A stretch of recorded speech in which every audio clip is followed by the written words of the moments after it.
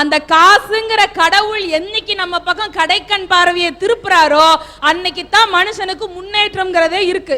நம்ம நாட்டினுடைய தேச தந்தை காந்தியடிகள், அவருக்கு நன்றியை செலுத்தும் விதமா அவரை வேற எந்த ஒரு இதுலயாவது பயன்படுத்தினா நம்மளால காத்தோட பறக்க விட்டுருவான்ட்டான். அரசாங்கத்துல என்ன பண்ணாங்க, ரூபா நோட்ல போட்டு அடிச்சாங்க அவருடைய முகத்தை. சரிங்களா?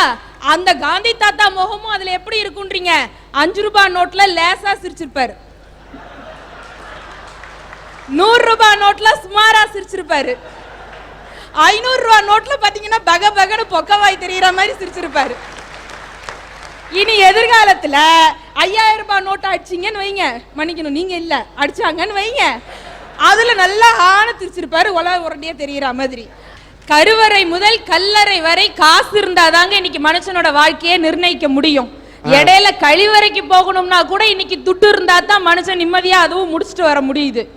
அது மாதிரி அரசாங்கம் என்னமோ இலவசமா அரசு மருத்துவமனைன்னு அழைச்சு இலவசமா பிரசவம் பார்த்தாரு கூட, அந்த அரசு மருத்துவமனையில கூட நாம பெத்த பிள்ளைங்களை நம்ம கண்ணுல காட்டணும்னா குறைஞ்சது 300 ரூபாய் 500 ரூபாய் கொடுத்தா தான் அங்க வேலையே நடக்குது.